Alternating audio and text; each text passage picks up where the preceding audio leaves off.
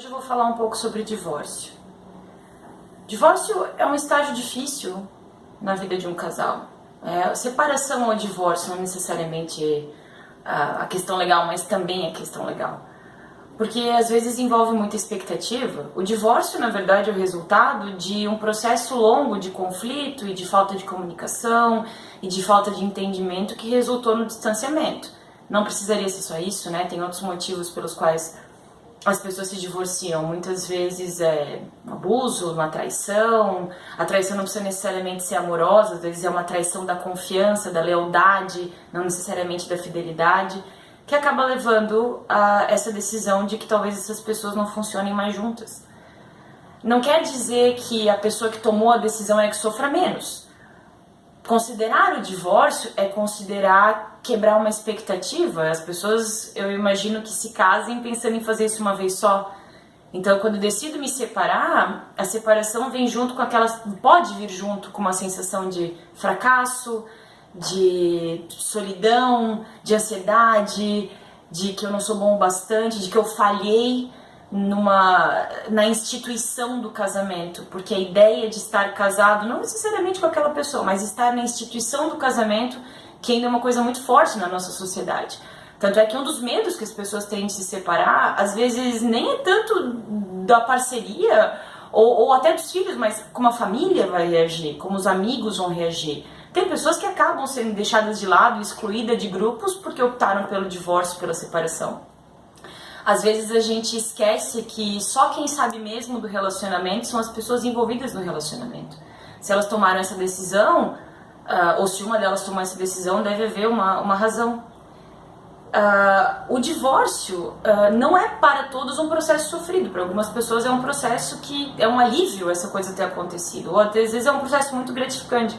Mas, de modo geral, para a pessoa que foi pega de surpresa ou que não teve tempo para se preparar, porque, como eu falei antes, a pessoa que pede o divórcio não decidiu isso de uma hora para outra, isso muito provavelmente foi um processo de ponderação até chegar nesse momento. A pessoa que é pega desprevenida ou pega com menos tempo para se preparar é a que tem que ter mais trabalho para elaborar essa situação. Muitas pessoas, inclusive, passam por estágios de luto, como se estivessem fazendo funeral, velório, desse status. Então elas passam pela raiva, pela negação, pelo choque, pela tristeza, pela negociação, até que finalmente pela aceitação. Tem pessoas que têm muita dificuldade de superar o divórcio e voltar a ter uma vida, entre aspas, normal, ou se descobrirem como pessoas solteiras abertas para outras relações. Tem pessoas que ainda continuam vivendo aquela relação, mesmo a relação não existindo mais. É muito interessante, numa situação de divórcio, de separação, procurar ajuda profissional. Porque muitas vezes a gente não sabe como se sentir. Muitas vezes a gente, como nós somos hoje, como nos conhecemos, é resultado de 20, 30, 40 anos de relacionamento, e eu tenho medo de como vai ser agora em que eu não tô mais nessa relação. Mesmo que a relação não fosse saudável, mas eu vivia junto com outra pessoa e agora eu vivo só. Agora eu tenho que fazer as coisas de uma outra maneira. Ou mesmo eu estando super decidido ou decidida a me separar, ter a ideia de separar-se é uma coisa, agora viver aquilo ali efetivamente pode ser muito confuso, pode ser muito assustador. A ajuda profissional nesse momento pode ser bastante importante para que a pessoa consiga encontrar maneiras de viver essa outra vida. O divórcio nem sempre precisa ser uma coisa ruim, ela pode ser o início de uma vida maravilhosa para ambas as partes. E eu preciso me permitir, eu preciso deixar que isso aconteça para eu ter essas oportunidades. Né? Com relação às crianças, é importante a gente trabalhar com os filhos as razões pelas quais estamos deixando de ser um casal, no entanto, continuamos sendo pais. E os pais, enquanto adultos, precisam lembrar que as crianças não são peões no jogo da separação.